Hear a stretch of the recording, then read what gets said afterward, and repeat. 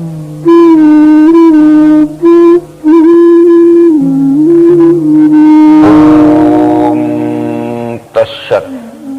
10वां अध्याय।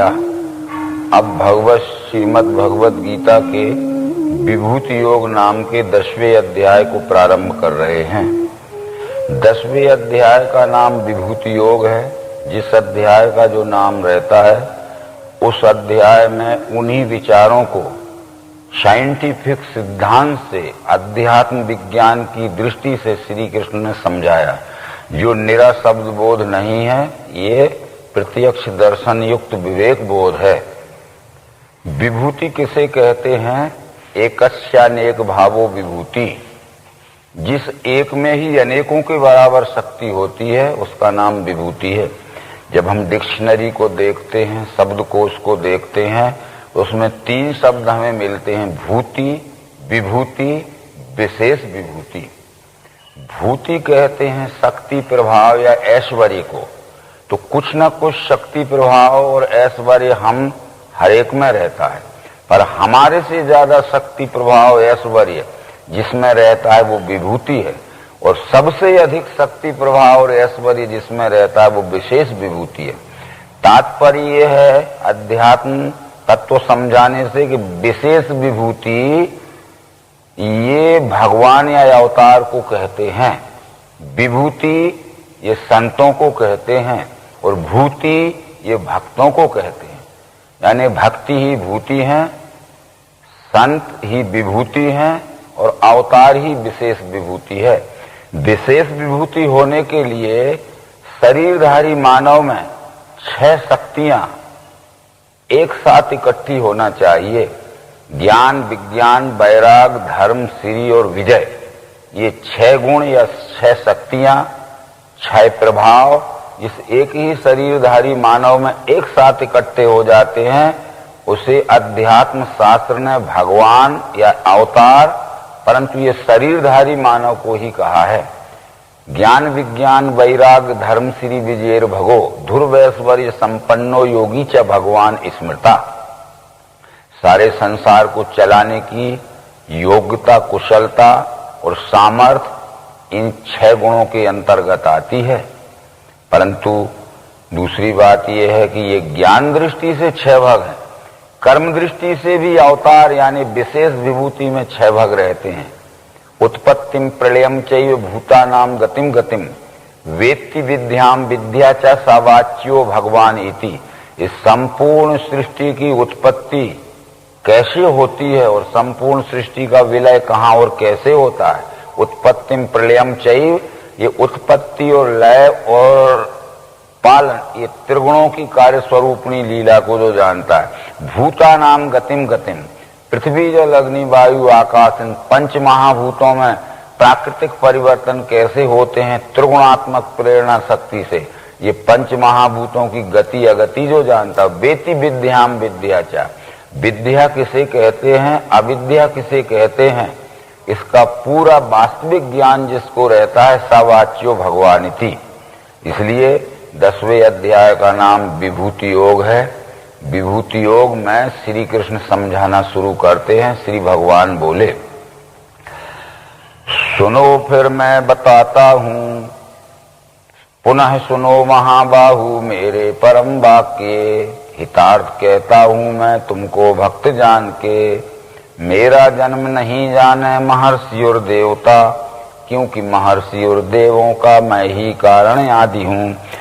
अनादि सबका स्वामी जो अजन्मा मुझे लखे, मनुष्यों में वही ज्ञानी पापों में सब मुक्त सो। इन 3 श्लोकों का ऐसा ये है कि कृष्ण जी कहते हैं, भूया भूय एव महाबाहु सुनो में परम बचा। फिर से सुनो, मैं तुम्हें श्रेष्ठ बात बतला रहा हूं। ये फिर से सुनो को क्या मतलब है?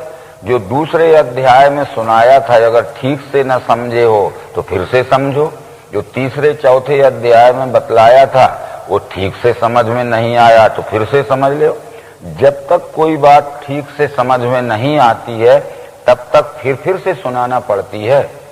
इसलिए 14वें अध्याय में भी यही कृष्ण ने कहा कि फिर से सुनो महाबाहु मेरे परम वाक्य, पुनः सुनो महाबाहु इत्यादि। फिर 18वें अध्याय में कहा, गुह्यों का सार फिर मेरे सुन ले श्रेष्ठ वाक्य, प्रिय है तू मुझे इससे कहता हूं कल्याण की।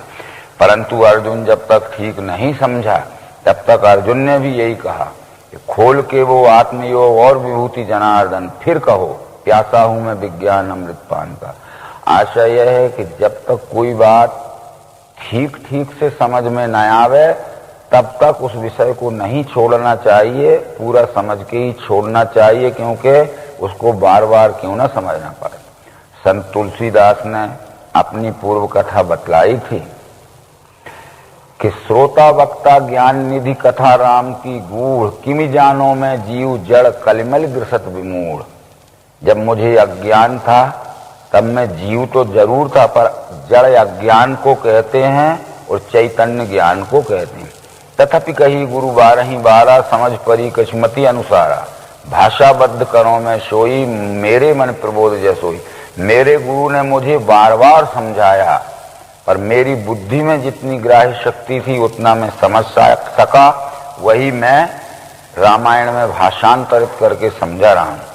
आदि शंकराचार्य जब अपने गुरु गोविंद पादाचार्य के पास गए थे अथा तो ब्रह्म जिज्ञासा लेके कि मुझे ब्रह्म का दर्शन कराइए, तो एक मिट्टी का छोटा सा टुकड़ा लेके और हाथ पे रख के गोविंद पादाचार्य ने बतलाया था कि एक मृत पिंड विज्ञानात् सर्वम मृण्मय धीर यथा तथैक ब्रह्म बोधेन जगत बुद्धि विमानिताम।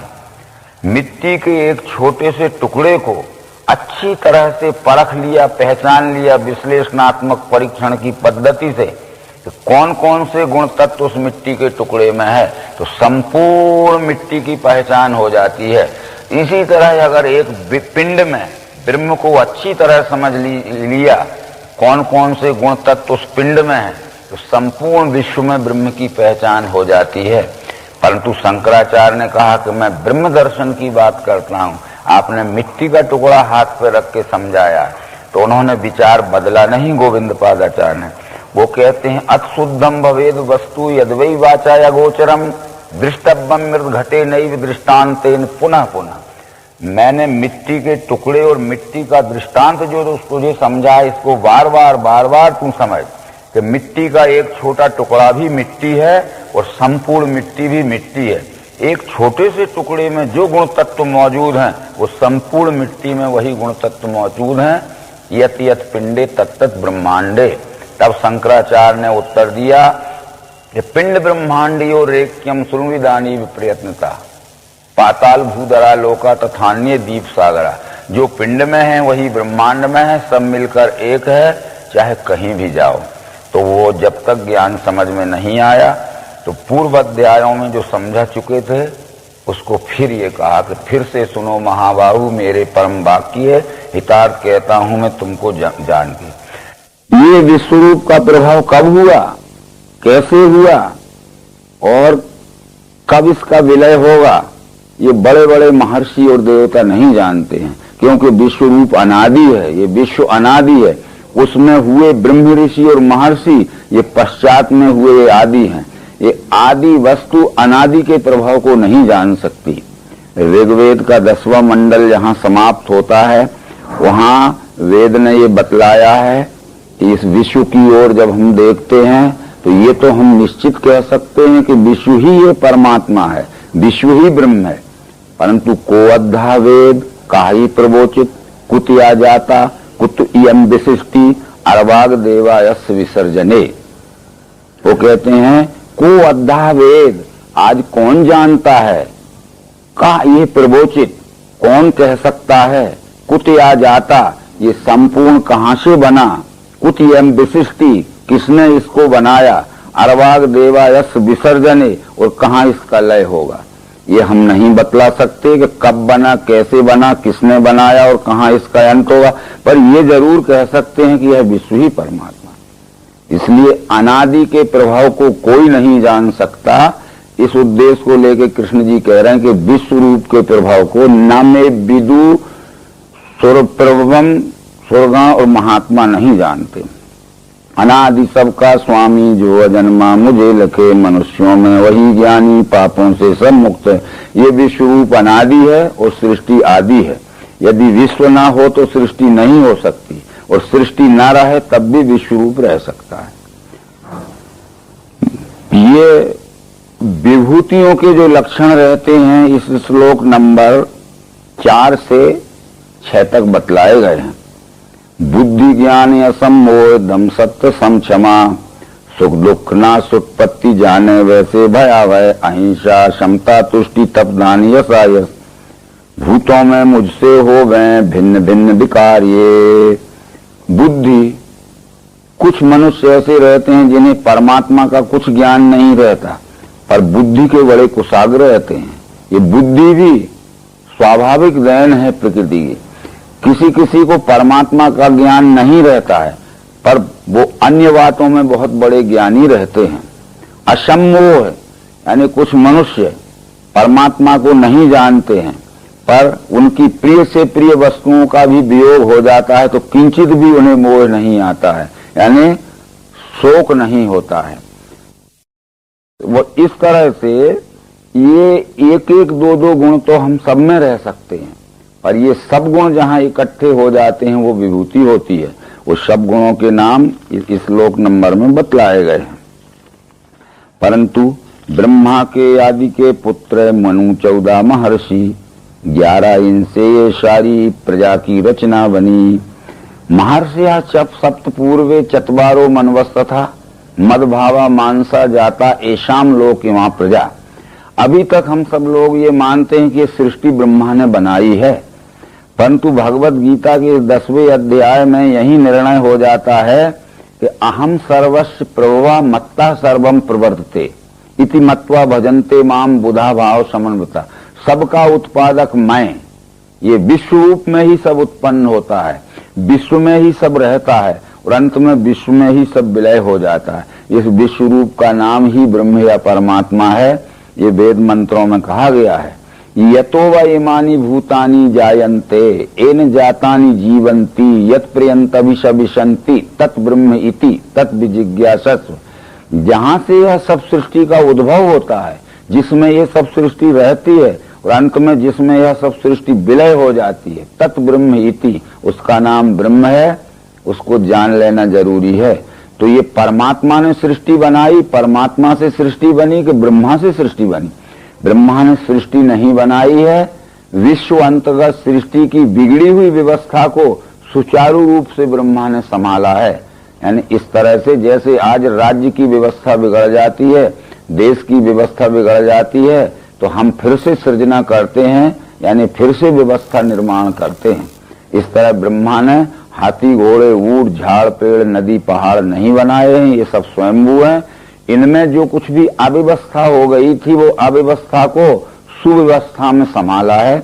तो ये भागवत महापुराण के दूसरे स्कंद के 9वें अध्याय के 30 से 36 श्लोक तक वर्णन है।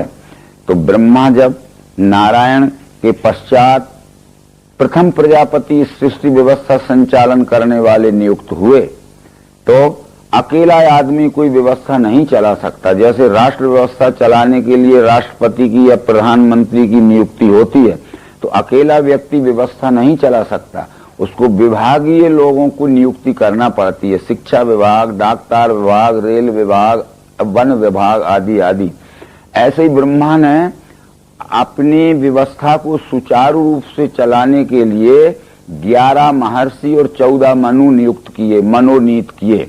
11 महर्षियों में थे मरीच, अंगरा, यत्री, पुलस, पुलह, कीर्तु, वशिष्ठ और सनक, सनंदन, सनातन और सनत कुमार।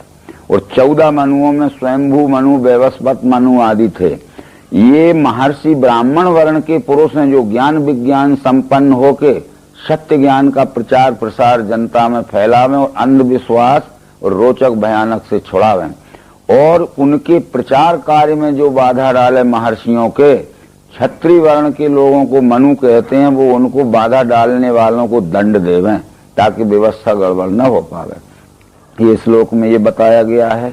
तो इससे ये निश्चित है कि ब्रह्मा ने सृष्टि की रचना नहीं की है, सृष्टि के अंतर्गत बिगड़ी हुई व्यवस्था को सुचारू रूप से संभाला है। विभूति योग भी मेरा जो जाने, दिव्य चक्षु से वो ज्ञानी पूर्ण होता है, इसमें संदेह है नहीं। ये विभूति और ये दिव्य दृष्टि योग को जो तात्विक दृष्टि से समझता है उसे ही पूर्ण ज्ञानी कहते हैं। तो वो समझने के लिए योग्यता होना चाहिए मनुष्य में, योग्यतावान समझ सकता है। तो इन 2 श्लोकों में ये समझाया गया है कि चित्त से प्रेम से मेरे मिलके बोध वे करें, संतोष से सदा मेरे गावें गुण रमा करें। ऐसे सदैव युक्तों को प्रेम से भजते हुए वो बुद्धि योग देता हूँ, जिससे वो मुझ में मिलें। उनका कल्याण करने को बुद्धि में स्थिर बैठ के तेजस्वी ज्ञान ज्योति से करता हूँ भ्रम दूर में। ये 5 बातें आप अच्छी तरह से समझ लीजिए। चित्त लगा हुआ होना चाहिए। हम सबका चित्त परमात्मा प्राप्ति में लगा है, पर चित्त तो लगा है, पर प्रेम होना चाहिए। हमारे में आप में प्रेम नहीं है, तो चित्त अकेला लगाने से क्या है? चित्त भी लगा हो, प्रेम भी हो, परंतु चित्त भी लगा है, प्रेम भी है, परंतु वर्षों में अगर एक आध बार मिल गए, रास्ता क्रॉस करते समय आमने सामने हो गए तो उनका नमस्कार भैया, उनका नमस्कार, चले गए। सप्ताह में, अर्ध सप्ताह में या एक पक्ष में मिलजुल के नहीं बैठते हैं। चित्त लगा हो, प्रेम हो और ज्ञान परस्पर बढ़ाने के लिए मिलजुल के बैठते हो, और बैठते हैं तो इधर उधर की सांसारिक चर्चाएं ना करके परमात्मा संबंधी ही ये सब चर्चाएं करें और एक दूसरे के विचारों को एक दूसरे ग्रहण करें और धारण करें। चित्त लगा हो, प्रेम हो, मिलजुल के बैठते हो तो परमात्मा संबंधी ही चर्चा करें और फिर आपस में खींचातानी ना करके एक दूसरे के विचारों से एक दूसरे रमें यानी धारण करें। ये 5 बातें अगर हम में हो जाती हैं तो ऐसे सदैव युक्तों को प्रेम से भजते हुए ये 5 बातों से जो युक्त हैं तो उनकी बुद्धि में मैं ज्ञान का प्रकाश बन के बैठ जाता हूँ। उनका कल्याण करने को बुद्धि में स्थिर बैठ के तेजस्वी ज्ञान ज्योति से करता हूँ भ्रम दूर में। ये बातें हमारे में आना चाहिए। अवश्य ही परमात्मा दर्शन की अनुभूति हमारे अंतःकरण में प्रकाशित हो जाएगी, परंतु हमारा अंतःकरण उस योग्य नहीं है तो प्रकाश प्रकाशित नहीं हो सकता। सबका उत्पादक में मेरे में सब हो रहा, यह जाने मुझे से मैं भाव से दृढ़ बुद्धि के। अब यहाँ कृष्ण जी वही कह रहे हैं कि सबका उत्पादक में अहम सर्वस्व प्रभा। ये विश्वरूप में ही सब उत्पन्न हो रहा है और विश्वरूप में ही सब रह रहा है और विश्वरूप में ही सब विलय हो रहा है। हम जब प्रत्यक्ष देखते हैं तो जो कुछ भी होता है सब विश्व में ही होता है और जो कुछ भी है वो सब विश्व में भी है, और न रहने के बाद जब विलय होता है तब विश्व में ही सब विलय हो जाता है। ये उत्पत्ति, स्थिति और लय ये विश्व में ही होती है, क्योंकि भागवत महापुराण के 12वें स्कंद में श्री कृष्ण ने अपने प्रिय मित्र उद्धव को समझाया। वो आत्मैव तदिदं विश्वम तत्सृजते सृजति प्रभु, त्रायते त्राति विश्वात्मा ह्रियते हर्तीश्वरा। आत्मा एव इदम विश्वम, हे उद्धव यह विश्व ही परमात्मा है। तत्सृजते सृजति त्रायते त्राति ह्रियते हर्तीश्वरा, विश्व आत्मा। वह विश्वरूपी परमात्मा उत्पत्ति, स्थिति और लय अपने में ही आप कर लेता है, किसी के सहायता की जरूरत नहीं। यानी उत्पत्ति, स्थिति और लय उसके सत रज तम 3 गुणों की स्वयंभू कार्य स्वरूपणी लीला है। इस तरह वहां भी बतलाया गया है ये सब विश्व में हो रहा है। परंतु आगे अर्जुन ये समझ के कहता है, अर्जुन बोला परम ब्रह्म परम धाम अत्यंत सुचि आप हैं, आदिदेव अजिस्थाई दिव्य पुरुष व्यापक। यह सर्व ऋषि तुमको और देव ऋषि नारद असित देवल व्यास कहें जो तुमने कहा। ये मैं इस बात को अच्छी तरह अब धीरे धीरे समझने लगा कि आप जो कहते हो पहले तो मुझे सत्य सी मालूम नहीं पड़ रही थी, मैंने सब सत्य ही माना। कृष्ण जो आपने कहा भगवान देव दैत्यों को नहीं दर्शन आपके, इतना 10वें अध्याय तक समझने पर अर्जुन के मुंह से ये पहली बार शब्द निकले हैं कि मैंने सब सत्य ही माना कृष्ण जो आपने कहा। भगवान देव दैत्यों को नहीं दर्शन आपके। आप ये बार बार कहते थे कि चाहे कोई विद्वान हो, चाहे कोई देव हो, चाहे कोई बड़ा भारी महात्मा क्यों ना हो, जब तक दिव्य चक्षु प्राप्त ना होंगे तब तक परमात्मा दर्शन नहीं हो सकता। तो मुझे भी ये आकलन होने लगा है कि कितना ही बड़ा विद्वान हो, कितना ही बड़ा पढ़ा लिखा हो, परंतु बिना दिव्य चक्षु के परमात्मा दर्शन नहीं हो सकता है। तो ये मैंने सब सत्य ही माना। कृष्ण जो आपने कहा भगवान देव दैत्यों को नहीं दर्शन आपकी, परंतु एक बात मैं जानना चाहता हूँ कि जिन विभूतियों से व्यापा है विश्व आपने, कहो वे मुझको सारी विभूति दिव्य आपकी। आप कहते हो कि मैं विभूति रूप से संपूर्ण विश्व में व्यापा हूँ, तो मुझे नाम गिना के तो बता दीजिए कि कौन कौन से विभूतियों के रूप में आप इस विराट विश्व में हो। तुमको चाहने वाला जानूं किस विधि कृष्ण में, मैं आपको जानना चाहता हूं, परंतु वो युक्ति बतलाइए जिस युक्ति से मैं आपको जान पहचान सकूं। ये बात अर्जुन के समझ में आ गई थी, क्योंकि 7वें अध्याय के पहले श्लोक में कृष्ण ने ये कहा था कि मन को एकाग्र करके मेरी बताई हुई युक्ति से मिलकर प्रारंभ से अंत तक जैसा मैं समझाऊंगा, उसी आश्रय से तू जब समझेगा तब संशय रहित और संपूर्ण मुझे जान सकता है। अभी तू मुझे जानता नहीं है। तो ये अर्जुन बराबर कह रहा है कि जिन विभूतियों से आपने इस संपूर्ण विश्व को व्याप लिया है, वो आप मुझे दिव्य विभूतियों को समझाओ। मैं जानना चाहता हूं, पर वो युक्ति क्या है जिस युक्ति के द्वारा मैं आपको जान पहचान सकूं। खोल के वो आत्मयोग और विभूति जनार्दन, फिर कहो प्यासा हूं मैं विज्ञान अमृत पान का। वो खुलासा बतलाइए आप। खुलासा का मतलब जो है, जो कहते हो उसको इतना स्पष्ट करके समझा दीजिए ताकि मुझे सरलता से समझ में आ जाए। इतना कहने के बाद अर्जुन के प्रश्न का उत्तर भगवान कृष्ण देते हैं। श्री भगवान बोले, कहता हूं सुनो मेरी श्रेष्ठ दिव्य विभूतिये, क्योंकि मेरे कुरुश्रेष्ठ अंत विस्तार का नहीं। मैं समझाता हूं, परंतु इस विश्व रूप के आदि अंत मध्य का विस्तार का कोई पता नहीं है, परंतु ये विश्व रूप कितना आदि अंत मध्य रहत विराट है, मुख्य मुख्य विभूतियों को बतला देता हूं ताकि उसके विराट स्वरूप का तुझे पता चल जाए। हे गुडाकेश, मैं आत्मा भूतों में सब हूं रमा, मैं ही हूं सब भूतों के आदि मध्यांत काल में। गुडाकेश अर्जुन का नाम है, इसलिए गुडाका कहते हैं नींद को, ईश कहते हैं स्वामी को, जो नींद को जीत कर, निद्रा को जीत कर अपने वश में कर लेता है। यानी जब चाहे जब सो सकता है, और नहीं सोना है तो नींद उसको जबरदस्ती आलस्य में नहीं सुला सकती। इसलिए अर्जुन का एक नाम गुडाकेश है। गुडाका यानी निद्रा, और ईश यानी स्वामी, निद्रा को जीतने वाला स्वामी। संपूर्ण चराचर सृष्टि में मैं ही रमा हूं, परंतु देख मैं मुझे बड़े बड़े स्वरूपों में पहले तू मुझे पहचान ले, फिर मैं छोटे छोटे स्वरूपों में भी अपनी पहचान कराऊंगा। पहले बड़े बड़े स्वरूपों में पहचानने के लिए आदित्यों में विष्णु में हूँ, ज्योतिन में अंशुमान, रवि नक्षत्रों में चंद्र में हूँ, मरुतों में मरीच में, वेदों में सामवेद, देवों में मैं ही इंद्र हूँ, मनु हूँ इंद्रियों में, भूतों में मैं सुचेतना। जितने भी 12 आदित्य हैं, कश्यप अदिति के 12 पुत्र थे, उन्हें आदित्य कहते थे। वो सब इस विश्व के विराट स्वरूप में ही हैं, उससे अलग नहीं है। पर विष्णु नामक आदित्य मेरी विभूति है, और जितनी भी प्रकाशवान चीजें हैं वो सब इस विश्व के विराट स्वरूप में ही हैं। पर ये सूरज विभूति है, यानी सबसे अधिक प्रकाश धारण करने वाला है। और जितने भी नक्षत्र हैं ये सब विश्व विराट में ही हैं, परंतु चंद्रमा विभूति है। आगे जो भी बतलाया गया, मैं हूं शंकर रुद्रों में, कुबेर धनवान में, और जितने भी 11 रुद्र हैं ये सब इस विश्व के विराट स्वरूप में ही है, विश्व से बाहर कोई नहीं है। पर पार्वती शंकर ये मेरी विभूति है।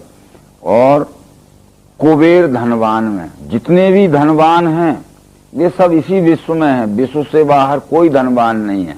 पर कुबेर विभूति है। कुबेर का अर्थ है कि ऐसे धनवान तो दुनिया में बहुत हैं, पर जनता के संकट में जिसका धन उपयोग में आता है उसे कुबेर कहते हैं। शायद ये बात आप भी समझते होंगे। एक कुबेरा आती है जिसे कहते हैं जनता पर संकट आता है। संकट के समय जो उदारता पूर्वक संकट निवारण करने के लिए जनता को अपने धन को देता है, वो धनवानों में विभूति होता है। इस तरह से अग्नि में हूँ, वसुओं में, पर्वतों में, सुमेर में, जितने भी पहाड़ हैं और पहाड़ों में शिखर हैं, ये सब इस विश्व के ही विराट स्वरूप में है। परंतु सुमेरु नामक शिखर यानी चोटी, ये सबसे बड़ी चोटी है। हो सकता है उस समय जिसे हम आज माउंट एवरेस्ट कहते हैं, उस समय उसका नाम सुमेरु शिखर हो। तो बदलते रहते हैं नाम आज की दृष्टि से। परंतु स्कंद सेनानियों में, सरों में समुद्र हूँ, जितने भी जलाशय हैं ये विश्व के विराट स्वरूप में ही हैं, परंतु समुद्र विभूति है। जितने भी सेनापति हैं वो स्कंद यानी पार्वती और शंकर का पुत्र कार्तिकेय, वो विभूति है। मैं हूँ भृगु, महर्षि भृगु में जितने भी महर्षि हैं उनमें भृगु विभूति है। तो अब ये महर्षि बतलाते समय ये कहना पड़ेगा कि महर्षि किसे कहते हैं। इसकी व्याख्या पुराणों में आई है। यस्मा दृश्यन्तियो धीरा महांतम सर्वतो गुणे तस्मात् महर्षिया प्रोक्ता बुद्धे परम दर्शिना। यस्मा दृश्यन्तियो धीरा महांतम सर्वतो गुणे, जो बुद्धिवान संसार के सब गुणों में महानतम अवस्था प्राप्त कर लेता है, तस्मात् महर्षिया प्रोक्ता, इसलिए उसे गुरुकुल में महर्षि उपाधि मिलती है। बुद्धे परम दर्शिना, और उसने अपनी बुद्धि से परमात्म दर्शन भी कर लिया होता है। और राजनीति शास्त्र, समाज शास्त्र, अर्थशास्त्र, भूगर्भ शास्त्र, भूगोल शास्त्र, खगोल शास्त्र, सब शास्त्रों का जिसे ज्ञान रहता है, महानतम सर्वतो गुणे है और परमात्म दर्शन भी होता है। इसलिए सब महर्षि मेरे ही स्वरूप में हैं, परंतु भृगु विभूति है। ये बतलाने का कारण है। अश्वत्थ वृक्षों में, ऋषि में श्रेष्ठ नारद, और जितने भी झाड़ पेड़ हैं, आम जामुन नीमबादी के और अनेक प्रकार के झाड़ पेड़ हैं, ये सब विश्व के विराट स्वरूप में ही हैं, उससे अलग नहीं है। परंतु अश्वत्थ वृक्ष यानी पीपल का वृक्ष सब में विभूति है। परंतु इसके बाद भी वो कहते हैं ऋषि में श्रेष्ठ नारद, जितने भी ऋषि हैं ये सब विश्व के विराट स्वरूप में, परंतु देव ऋषि नारद विभूति। देव ऋषि नाम च नारदा, देव ऋषि नारद को इसलिए कहा है ऋषिन भावान यस्मात्ते तस्मात् देव ऋषिया स्मृता, यानी गुरुकुल में जो तीसरी श्रेणी की विद्या उत्तीर्ण करता है उसे देव ऋषि कहते हैं। गुरुकुल में जो चौथी श्रेणी की विद्या उत्तीर्ण करता है उसे महर्षि कहते हैं। गुरुकुल में जो पांचवी श्रेणी की विद्या उत्तीर्ण करता है उसे ब्रह्म ऋषि कहते हैं। और ये ऋषि और मुनि गुरुकुल के विद्यार्थी होते हैं। ऋषि इसलिए ऋषियो मंत्र दृष्टारा, मंत्र कहते हैं युक्ति को और दृष्टा कहते हैं देखने वाले को। ये देखने की युक्ति से इस विश्व रूप का दर्शन जिसने किया है वो ऋषि है, परंतु अभी उसका निश्चय पक्का नहीं हुआ है। तो निश्चय पक्का करने के लिए वो जो मनन अभ्यास या तप में लग गया है, वो तप में या मनन या अभ्यास में लगा हुआ व्यक्ति मुनि है। अभी समर्थ रामदास ने दासबोध में ये कहा है, युक्ति दृष्टांतें करुणी, विचार सिद्धि करी मनी, या मनन जाने तो मुनि, या साधक दशा सिद्धाची। यानी स्टूडेंट लाइफ से शिक्षक लाइफ में पहुंचने के लिए, यानी मुमुक्षु से सदगुरु अवस्था में पहुंचने के लिए, ये साधक अवस्था से सिद्धमय अवस्था में पहुंचने के लिए ये ऋषि यानी ज्ञान प्राप्त करना, और मुनि यानी मनन के द्वारा ज्ञान पक्का करना। और मनन के द्वारा जिसका ज्ञान पक्का हो गया है वो तीसरी श्रेणी में पहुंचा हुआ देव ऋषि कहलाता। देव ऋषि इसलिए कहा है कि दिव्य नाम प्रकाश का है, और ऋषि नाम जिसने इस संपूर्ण को देखा है उसका प्रकाश उसके अंतर्गत पक्का आ चुका। तब ये तीसरी श्रेणी का है। तो ये तीसरी श्रेणी में पहुंचा हुआ पहली और दूसरी श्रेणी के लोगों को शिक्षण दे सकता है। तब ये पुराण में कहा गया है ऋषिन भावान यस्मात्ते तस्मात् देव ऋषिया स्मृता, यानी जो ऋषियों और मुनियों को भी शिक्षण दे सकता है। तात्पर्य है कि वैदिक काल के जो गुरुकुल थे, जिन्हें आज हम यूनिवर्सिटी आदि कहते हैं, ये वैदिक काल के गुरुकुलों में देव ऋषि यह लोअर डिवीजन का टीचर होता था, निम्न श्रेणी का शिक्षक होता था। परंतु जो महर्षि होता था, चौथी श्रेणी में पहुंचा हुआ, ये अपर डिवीजन का टीचर होता था या लेक्चरर हो जाता था। परंतु जो ब्रह्म ऋषि होता था, ये लेक्चरर नहीं, ये फिर प्रदर्शन करता हो जाता था, यानी डिमॉन्स्ट्रेटर हो जाता था। इन ब्रह्म ऋषियों में जो श्रेष्ठ सीनियर ब्रह्म ऋषि रहते थे, ये उस समय शिक्षा सचिव, शिक्षा के उप सचिव, उप कुल सचिव, कुल शिक्षा के ये होते थे। अथवा इनमें भी जो कुछ और ऊंची श्रेणी में आ जाते थे, इनमें डायरेक्टर, डिप्टी डायरेक्टर आदि भी उस समय हो जाते थे। ये ब्रह्म ऋषि ही ये कहते थे, ये विभूति हो जाते थे। इससे आगे जो ब्रह्म ऋषियों में और आगे कुशलता प्राप्त होते थे, वो विभूति होते थे। विभूति का अर्थ है एकस्यानेक भावो विभूति, जो एक ही अनेकों के बराबर योग्यता रखता है। तो वैदिक काल के गुरुकुलों में ये विभूति उपकुलपति हो जाते थे, यानी वाइस चांसलर हो जाते थे। और ये 7वीं श्रेणी में पहुंचे हुए जो पुरुष रहते थे, वो संत होते थे। वैदिक काल के गुरुकुलों में संत ये कुलपति होते थे, चांसलर होते थे। अवतार ये गुरुकुलों का संस्थापक होता था, इसलिए धर्म संस्थापनार्थाय संभवामि युगे युगे।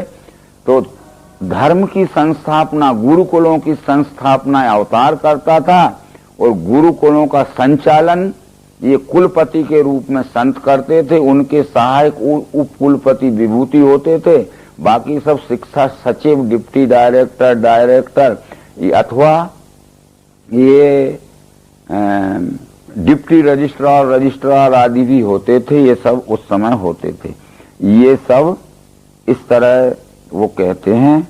तो इसलिए ऋषि, मुनि, देव ऋषि, महर्षि, ब्रह्म ऋषि, ये सब 10वें अध्याय में आए हैं। भागवत पुराण में भी ये आया है। ऋषियों, मुनियों, देव ऋषि, महर्षि, मनवस तथा कलह सर्वे हरे रेव स प्रजापति तथा। ऋषि, मुनि, देव ऋषि, महर्षि और ब्रह्म ऋषि ये विश्व रूप का कार्य चलाने के लिए विश्व रूप की गुण कला धारण करने वाली विभूतियां हैं। और सब प्रजापति तथा, और जो मनु लोग हैं उनका कार्य चलाने के लिए उनके रक्षण करने वाले क्षत्रिय वर्ण के लोग हैं। ये सब बातें। अच्छा, अब आगे उच्च श्रवा मुझे जानो वस्त्रों में अमृतोद्भव, ऐरापत गजेंद्रों में, मनुष्यों में, नृपाल में। उच्च श्रवा मुझे जानो वस्त्रों में अमृतोद्भव। हमने ये पढ़ा कि जब समुद्र का मंथन किया था, उस वक्त उच्च श्रवा नाम का घोड़ा निकला था। जब समुद्र का मंथन किया था देवासुरों ने, तब ऐरापत नाम का हाथी निकला था, कामदेव नाम की गऊ निकली थी। ये पानी का समुद्र मंथन नहीं किया था। विश्व में जब ऊंची ऊंची नस्ल के घोड़े, ऊंची नस्ल के गाय, ऊंची नस्ल के हाथी खोजने पड़े, तो उनकी प्रदर्शनी लगाई गई, बुलाए गए दूर दूर देश से। तो उच्च श्रवा, जो कि उच्च अरवा, जो ऊंची नस्ल का अरब देश का घोड़ा था, वो सबसे ऊंचा निकला। जैसे गायों को अगर आज हम मंथन करें, सब देशों की गायें बुलाएं, तो आज गायों में जर्सी गाय विभूति निकलेगी। परंतु वो विदेश से जब वायुयान से लाई जाएगी, तो हम कहेंगे आकाश से आई है जर्सी और धरती में उतरी है। तो आकाश में से नहीं आई, आकाश मार्ग से लाई गई है भारत में, और सबसे ऊंची नस्ल की। जब रामचंद्र जी का अभिषेक होने वाला था, तो महाराज दशरथ ने अनेक देशों से अनेक प्रकार की बहुमूल्य वस्तुएं बुलाई थीं। उसमें ये सब लिखा मिलता है कि चतुर्दंता समायातु ऐरावत कुलोद्भवम, जिसके 4 दांत होते हैं, जो सफेद रंग का होता है, जो ऐरापत के नस्ल में उत्पन्न हुआ हाथी भी बुलाया गया। श्याम रंग समायातु कामधेनु कुलोद्भवम, जिसका रंग श्याम होता है, और जो खूब मनमाना दूध देती है, ऐसे कामधेनु नस्ल की गायें भी राम के तिलक उत्सव के समय बुलाई गई थी।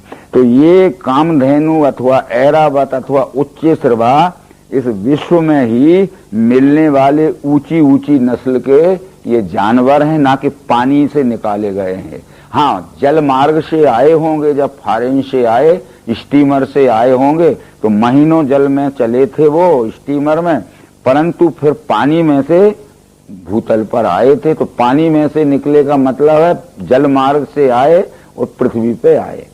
पानी में कोई कारखाना नहीं था या उनका जनरेशन नहीं था। आयुधों में वज्र में हूँ, गौओं में कामधेनु में, प्रजा उत्पत्ति में काम, सर्पों में मैं बाष्पी। आयुधों में वज्र में हूँ, जितने भी आयुध हैं, आयुध कहते हैं जो अग्नि के प्रयोग से चलते हैं। ये शस्त्र और अस्त्र अथवा शक्ति अनेक प्रकार के हथियार रहते हैं। शस्त्र उसे कहते हैं जो हाथ से पकड़ के मारा जाता है, जैसे गदा है, तलवार है। अस्त्र उसे कहते हैं जो अग्नि के प्रयोग से चलते हैं, जैसे बंदूक है, आजकल के इलेक्ट्रॉन हैं। और शक्ति उसे कहते हैं जो हाथ से पकड़ के ताकत भर फेंक के मारी जाती है। इस तरह से जितने भी अस्त्र शस्त्र हैं वो सब इस विश्वरूप में ही उपलब्ध होते हैं, परंतु वो अग्नि के प्रयोग से चलने वाले जो हैं या विद्युत प्रयोग से चलने वाले हैं, वो विशेष मार करने वाली विभूति हैं। और सर्पों में मैं ही बाष्पी। ये सर्प अवश्य ही ये अंडज प्राणी है, तो इनमें सर्पों में भी अनेक प्रकार की जातियां हैं जिन्होंने जंगम विष यानी चलते फिरते प्राणियों के विष की खोज की है। तो आज तक ये करीब करीब 1500-1600 जातियों के सर्प पाए गए हैं।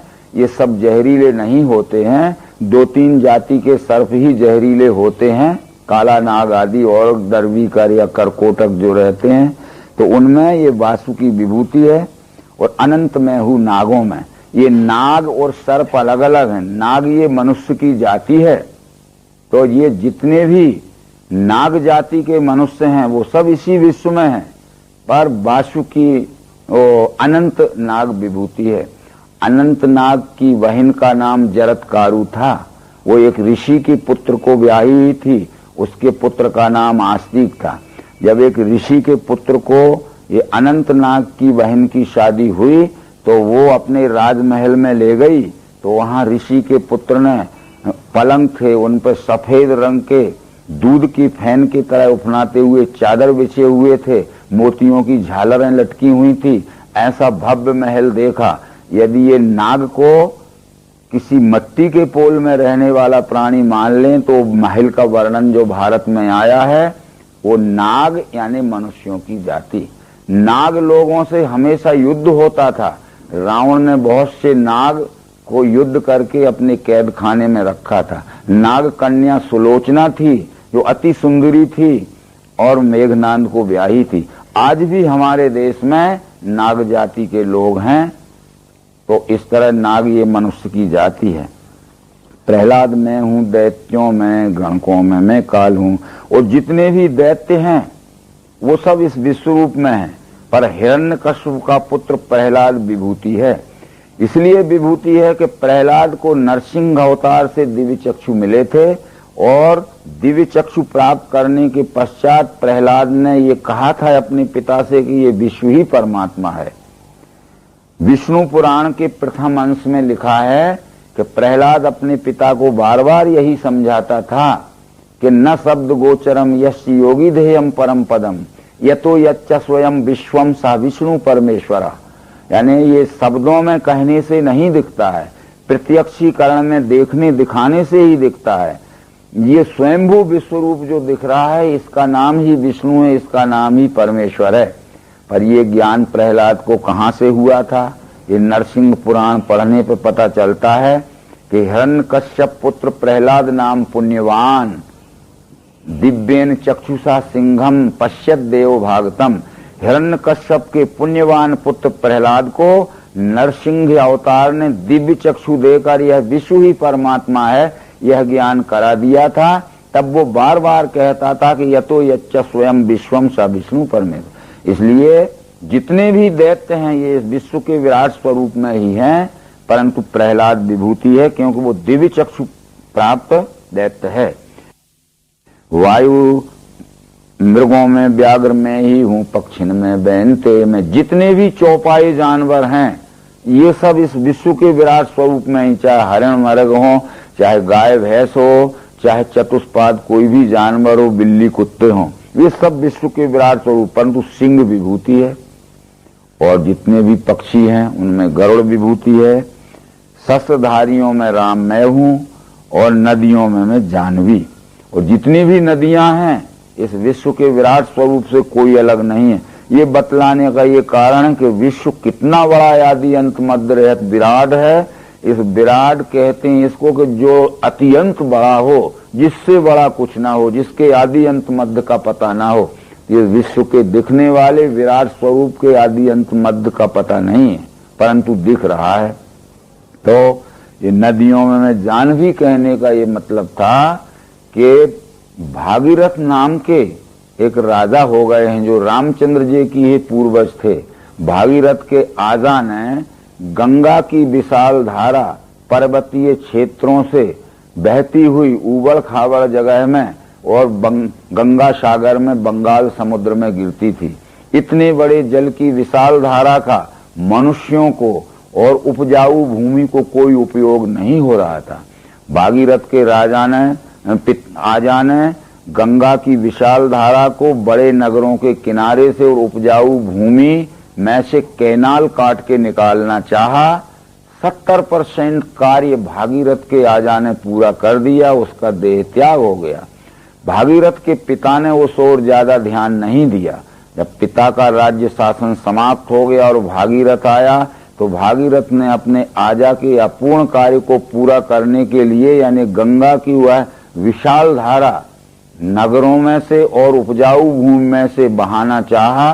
तो आगे चल के जानव राजा की सीमा पड़ती थी। जानव राजा ने उसे रोक दिया कि मेरे राज्य की सीमा में से ये जल की धारा नहीं बहाई जा सकती। वर्षों ये काम पड़ा रहा, परंतु जो हानि होती थी उनकी भूमि की और नगर हटाने की, वो हानि का हर्जाना भर के और भागीरथ ने उसमें से जानव राजा की सीमा में से वो गंगा की धारा आगे बहा दी। इसलिए उस समय से उसका नाम जानवी पड़ा, यानी जानव राजा की सीमा में से आगे बढ़ाई गई। फिर एक बात का हम विचार करें, श्रीमद् भागवत महापुराण हमारे यहाँ है। भागवत महापुराण के 9वें स्कंध में लिखा है कि भागीरथ से 14 पीढ़ी पूर्व में हरिश्चंद्र नाम के राजा हो गए हैं। ये हरिश्चंद्र की ही सगी संतान 14 पीढ़ी बाद भागीरथ हुआ है।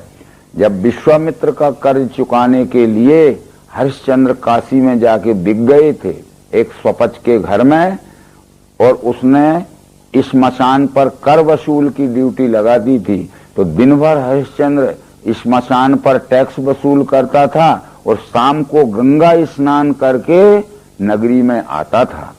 तो भागीरथ से 14 पीढ़ी पहले हरिश्चंद्र नाम का राजा है जो कि काशी में गंगा स्नान करता था। तो भागीरथ 14 पीढ़ी बाद हुआ, तो ये कहां से गंगा ले आया, हमें ये पता लगा लेना चाहिए। यानी भागीरथ से 14 पीढ़ी पहले हरिश्चंद्र है। भागवत के 9वें स्कंद में पीढ़ी गिन के देख लेना। तो वो गंगा तो पहले से ही है। हम कहते गंगा लाया, माने वो अपूर्ण कार्य था उसके आजा का, वो उसने आगे बढ़ाया। जैसे आज एक थोड़ा सा विचार करेंगे कि इंदौर की जब बढ़ती हुई जनसंख्या थी, 2-3 लाख से 10 लाख से 15 लाख से 20 लाख 25 ट्यूबवेल लगाए गए, वहां के जो जल स्रोत थे वो काम जल पूर्ति नहीं कर सके। 3-4 मुख्यमंत्री बदल गए पर जल की समस्या हल नहीं हुई। उस समय जो चीफ मिनिस्टर प्रकाश चंद्र सेठी हुआ था, उसने केंद्र सरकार से परामर्श करके इंदौर की जल समस्या को हल किया। यानी 90-95 किलोमीटर दूर मंडलेश्वर में जो नर्मदा की धार बह रही है उसको बहा के इंदौर में ले गया। यानी नर्मदा इंदौर में प्रकाश चंद्र सेठी लाया। ऐसे ही उबड़ खाबड़ जगह से बहती हुई गंगा, जिसकी विशाल जलधारा का मनुष्यों को और उपजाऊ भूमि को कोई उपयोग नहीं हो रहा था, वो भागीरथ ने और भागीरथ के राजा ने उपजाऊ भूमि और बड़े बड़े नगरों में लाया ताकि जल की समस्या हल हो सके। ये सब बातें जब हम विचार पूर्वक देखते हैं, रामायण में गंगा उत्पत्ति की कथा थी, परंतु गीता प्रेस वालों ने उस कथा को निकाल दिया। जब उनसे पूछा गया कि आपने इस कथा को क्यों निकाला है, तो वो कहते हैं भागवत के 9वें स्कंद में लिखा है कि भागीरथ के 14 पीढ़ी पहले भी गंगा है काशी में। और हम कहते भागीरथ लाया, तो वो कहाँ से लाया मतलब गंगा तो थी, इधर उधर से उपजाऊ भूमि और नगरों में उसका प्रवाह लाया। जैसे आज भी हरिद्वार से ब्रिटिश सरकार ने शारदा नहर काट के सैकड़ों मील दूर बहा दी है उत्तर प्रदेश में, और जल का उपयोग हो रहा। आज भी नर्मदा, यहाँ जबलपुर के पास वर्गी बांध बन रहा, इंदिरा महासागर, वो करीब करीब 300 किलोमीटर दूर तक पानी जाएगा। वो नर्मदा विपरीत दिशा में बहाई जा रही है। ये सब बातें जो हैं विवेक दृष्टि से जब हम नहीं सोचते हैं तो उनका अनर्थ ही हो जाता है।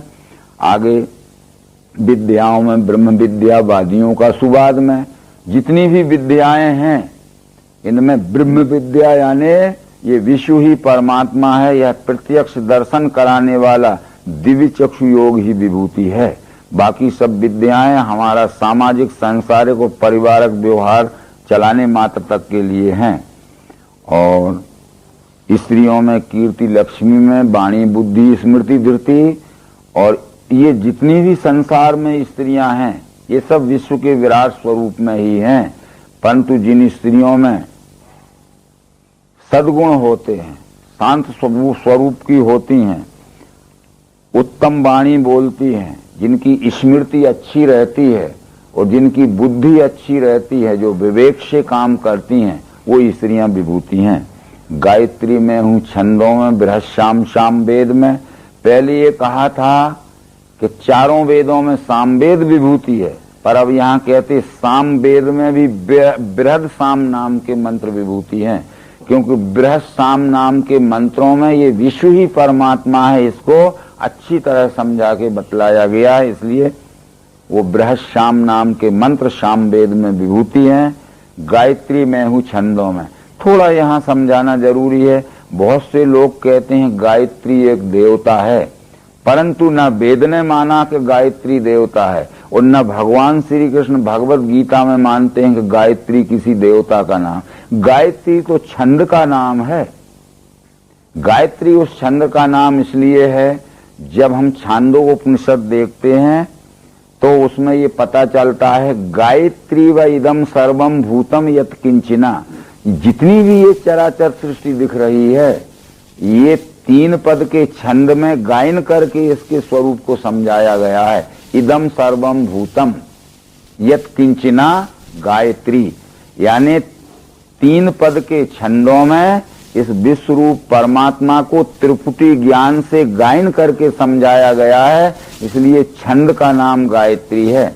जब हम ब्राह्मण और ऐत्रेय शतपथ आदि ग्रंथों को देखते हैं तो वो कहते हैं एतद अष्टाक्षरम गायत्री एकम पदम, यो गायत्री ब्रह्मैव ब्रह्म एव गायत्री, एतद अष्टाक्षरम गायत्री एकम पदम, जिसके एक पद में 8 अक्षर हैं, ऐसे 3 पदों में जिसका स्वरूप समझाया गया है वह ब्रह्म है। और ब्रह्म गायत्री मंत्र में ब्रह्म की पहचान कराई गई है। इसलिए गायत्री कोई देवता नहीं है, गायत्री मंत्र में विश्व रूप परमात्मा की पहचान कराई गई है। तब फिर ये निश्चित आता है कि सबसे पहला अक्षर है ओम। ओम भूर्भुवः स्वः तत्सवितुर्वरेण्यं भर्गो देवस्य धीमहि धियो यो नः प्रचोदयात्। ये ओम पे सारी व्याख्या है। ओम इति ब्रह्म, ओम इति इदम सर्वम विचिंतेत ओंकार मात्र सचराचरम। ओम यह 3 अक्षरों का जोड़ है, आ उ मा। आ उ मा इस मनुष्य की मानवाकार शकल का प्रतीत है। आपने वहां भी पढ़ा होगा, आकार युगल चरण, उकार उदर विशाल, मकार महामंडल मस्तिकाकारी। यानी आ शब्द यह कमर से नीचे का हिस्सा जो है इसको अधोभाग कहते हैं। अधोभाग इस शब्द से अक्षर लिया गया।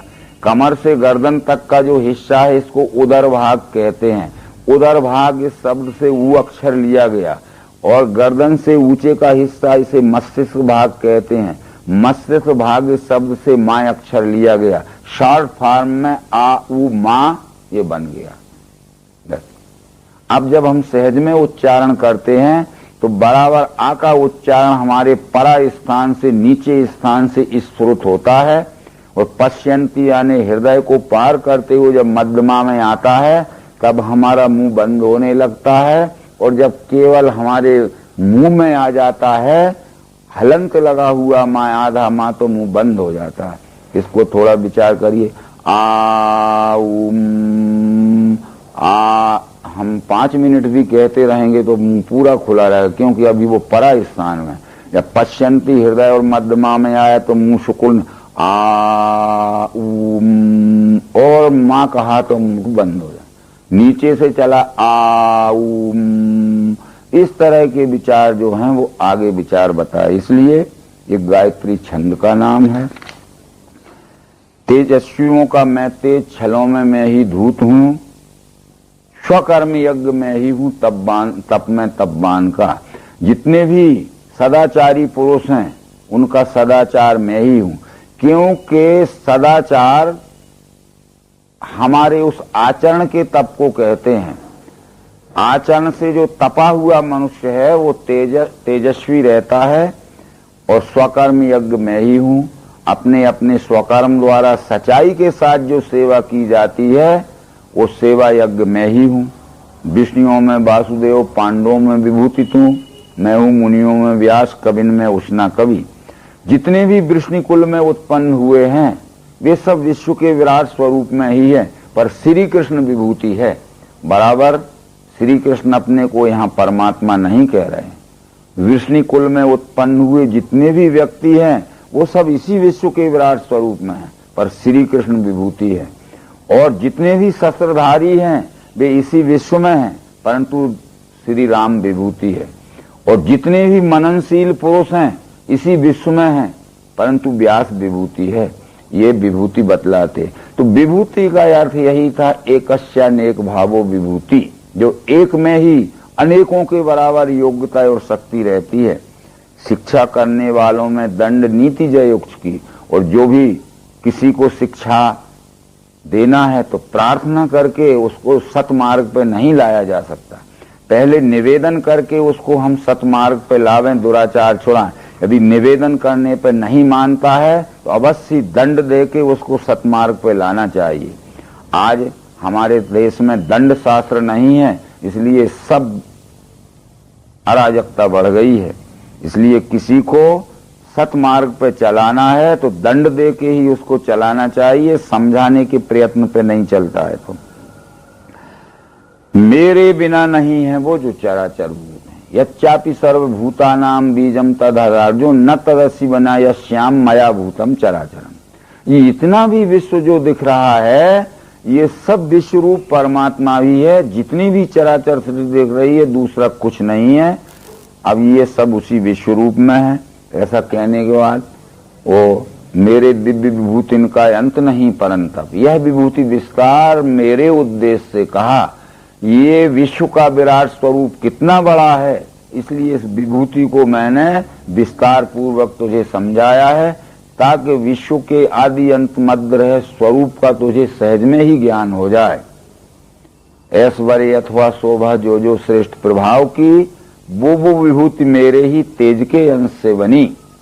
जो शोभा सुंदरता युक्त वस्तु है, जो बल युक्त वस्तु है, जो धन युक्त वस्तु है, यानी जिसमें किसी न किसी प्रकार की शक्ति प्रभाव और ऐश्वर्य विशेष है, वो परमात्मा की विभूति है। इसलिए उस विभूति को परमात्मा स्वरूप जान के उसका आदर करो। विभूति के साथ में द्वैतमय या अपने व्यष्टि सुख भोग के लिए उसको आसक्तिमय व्यवहार मत करो। इस तरह से आगे वो कहते हैं, अथवा इन बातों से लाभ क्या तुझे, अथवा बहुने तेन किम ज्ञातेन तवार्जुन विष्टव्याय मिदम कृतिष्णम एकांशेन स्थितो जगत। ये मत समझ लेना कि जो मैंने बड़ी बड़ी चीजें तुझे बतलाई हैं इन्हीं में मैं हूं। विष्टव्यायमिदम कृतिष्णम एकांशेन स्थितो जगत। इदम कृतिष्णम जगत, यह संपूर्ण चराचर जगत जो दिख रहा है, विष्टव्या यानी व्याप कर, एकांशेन स्थितो, मैं एक एक कण में भी व्याप्त हूं, इसलिए अणोअणियाम भी मैं हूं और महितो महियाम भी मैं हूं। छोटे से लेकर बड़ा तक, बड़े से छोटे तक, स्थूल से लेकर सूक्ष्म तक, सूक्ष्म से लेकर स्थूल तक, स्थूल आदि सूक्ष्म पर्यंत में तत् विश्वरूपम, ये सब विश्वरूप परमात्मा ही है। अब इस तरह से तू परमात्मा को इस विश्व के रूप में देख और इस विश्व के रूप में दिखने वाले परमात्मा की स्वकर्म द्वारा यथोचित और यथोशक्ति सेवा कर। ये तेरा मानव जन्म लेना सार्थक हो जाएगा। तू भीख मांगने के लिए क्यों भाग रहा है? ये तो निष्क्रिय पुरुषों के, आलसी पुरुषों के, पुरुषार्थ या क्लैब्यता धारण करने वाले पुरुषों के लक्षण हैं। बस इतना समझाते हुए ये विभूति योग नाम के 10वें अध्याय को संपूर्ण किया। ओम शांति नरमदे हर।